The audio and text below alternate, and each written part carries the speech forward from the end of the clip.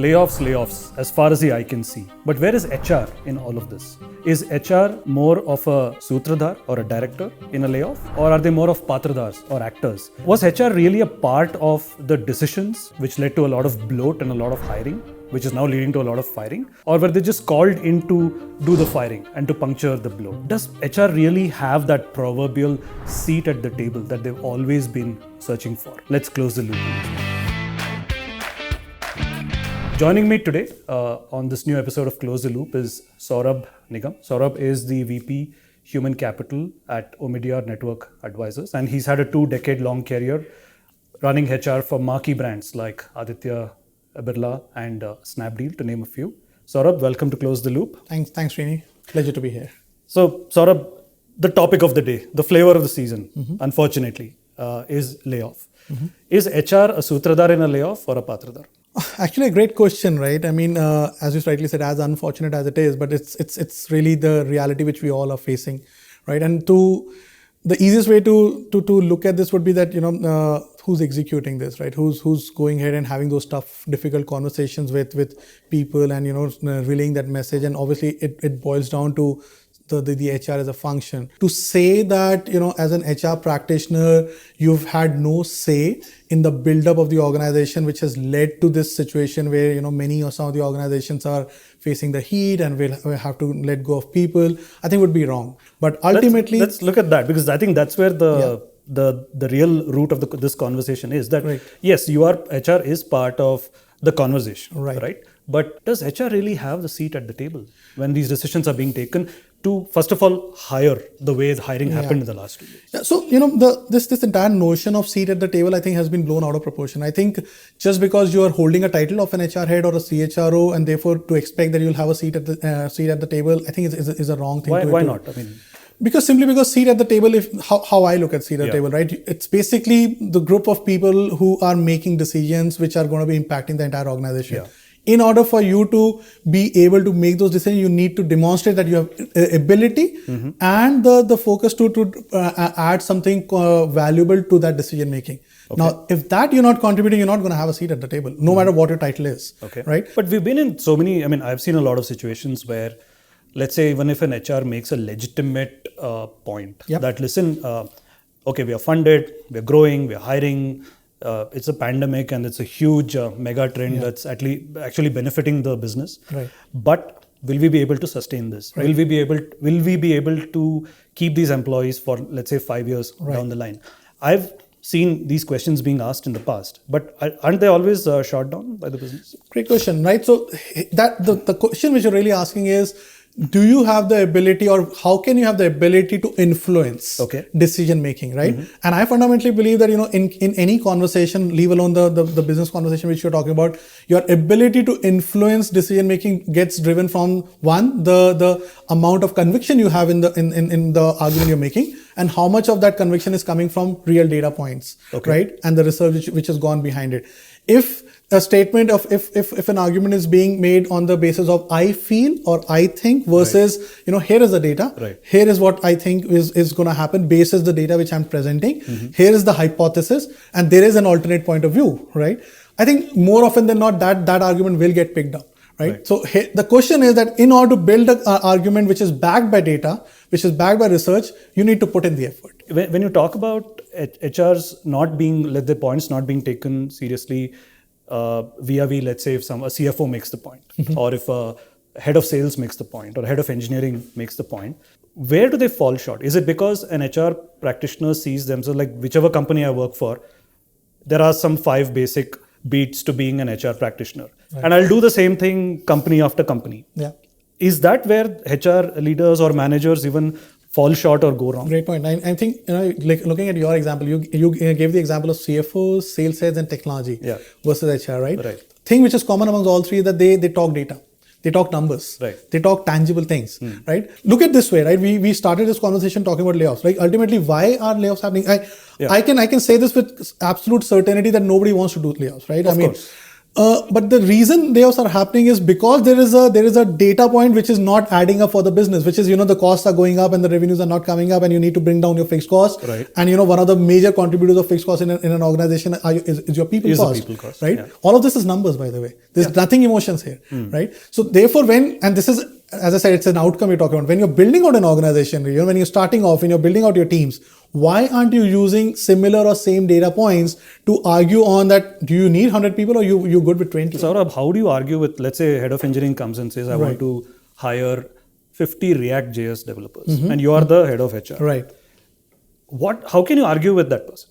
What do you need to do? What do you need to understand? You need to understand the argument or the basis on which that argument is being made. That, he'll give you some technical reason. And you need to be aware, you need to be able to understand that. And that's what I'm saying. The point which you made, that seat at the table, if you do not understand or don't have a common language which everybody is understanding, you're going to fall short. Right. It's as simple as that, right? So when people say that HR practitioner needs to understand business, I think it's fundamentally, there's nothing wrong about it, because you exist in an organization because that organization is doing a certain business. And if you do not understand the dynamics of that business, whether it's technology, whether it's sales, whether it is supply chain, you're going to fall short. Yeah. Right? So the point you made, right? Yeah. I need 50 more people. My going in argument as an HR practitioner is, please, let's have a discussion that on what basis do you want to take your team from, say, 5 engineers to 50, right? Let's talk about what are you trying to build, what systems you're trying to build, what are the enhancements you're trying to build on your platform. To extend that argument, right? Sales. The easiest way to bloat up an organization is sales, right? You're doing revenue of 100, you want to do 10,000,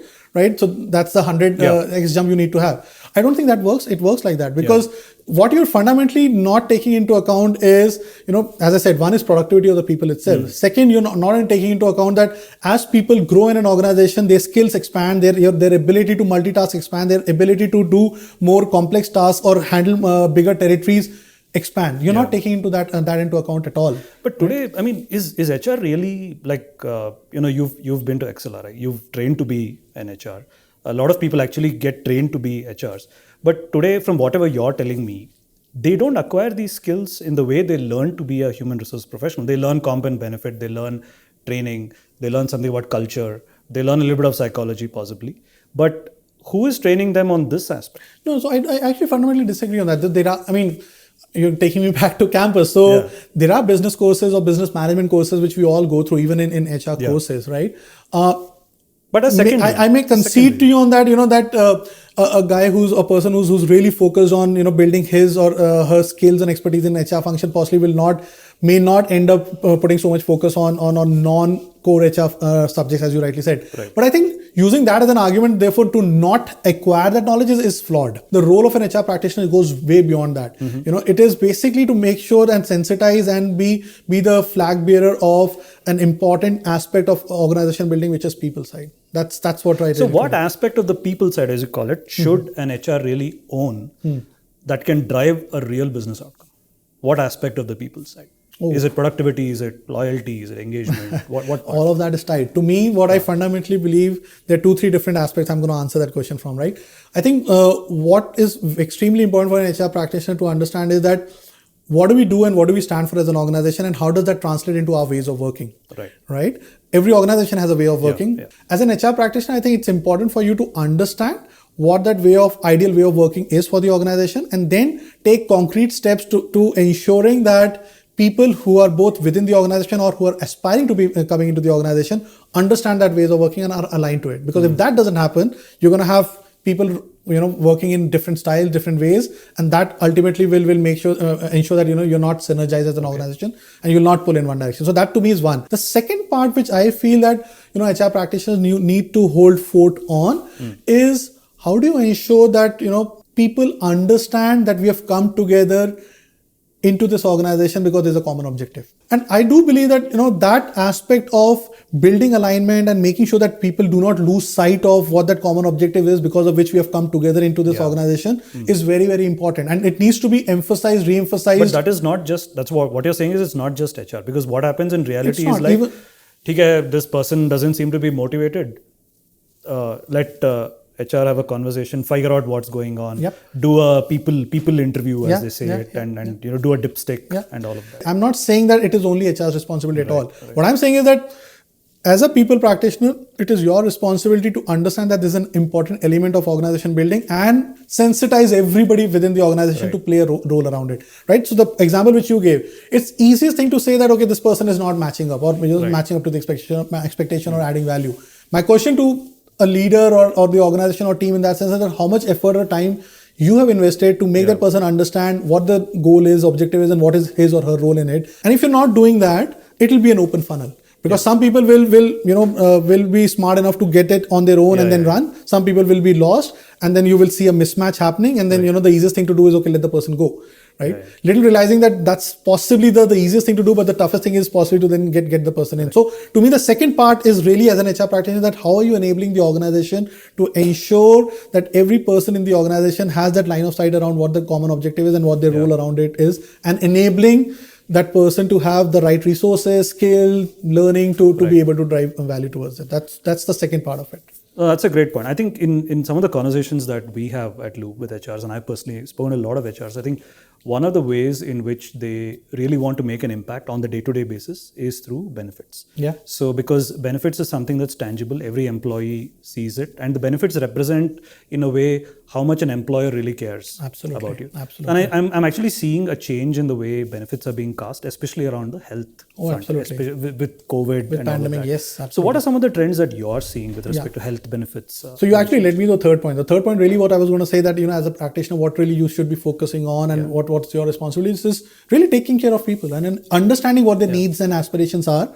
And I'm not saying that an organization should match every need and aspiration of an individual, of your team. It just is not possible, right? But what is possible and what is absolutely needed, one should be able to carve out systems and policies and processes around it. Right.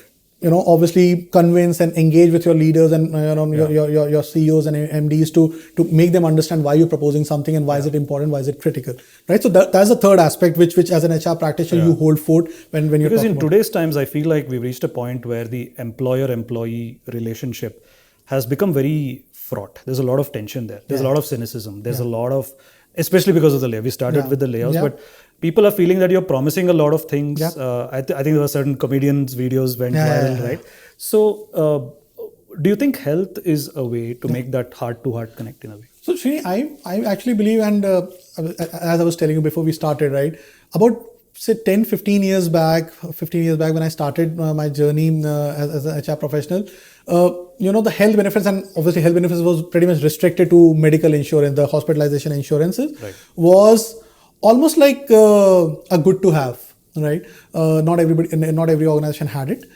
In last 15 years, a lot has changed, and pandemic has also, just accelerated this change. Where we sit today, there are two things which I fundamentally believe. One, I don't think health and wellness benefits are differentiated in any possible. It's almost hygiene. If as an organization you do not have policies and policies around the health and wellness of your people, it's table stakes now. It's table stakes. Then you're not a good employer. You talked about employer brand. You don't stand a chance. It's as simple as that, right? I also feel that why it is also hygiene is because if you take care of people, there's a huge ROI to that, and the ROI is really around if your people are healthy in all ways, right? Whether it's physical, mental health, you're going to have a much more productive organization. It's as simple as that. I think it's a pretty strong emerging trend. It is. It'll become a lot more structured and regularized. And it has to. There's no two ways about it because there's a massive ROI around it actually. Yeah. So Saurabh, thank you so much for your views. And the one thing that we do on the show is always we allow our guests to close the loop on the topic. So your advice to HR leaders, managers, somebody who's starting or aspiring to be an HR, on how to have that seat at the table and have people listen to you, take your inputs and value your inputs, so that you can avoid potentially these things like layoffs. Right. If I were to go the route of philosophy, I think if you want someone to take you seriously, you need to first take yourself seriously.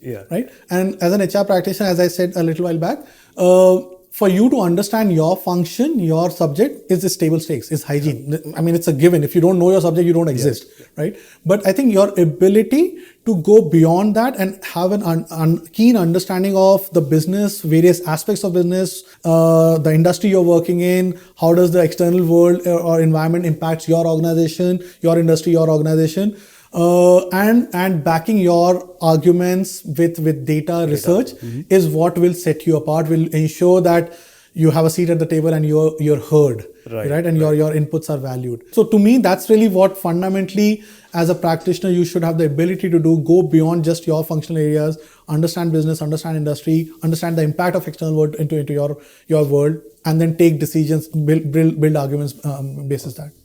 Thank you, Saurabh, for your time today. Pleasure was all mine. Thank you very much.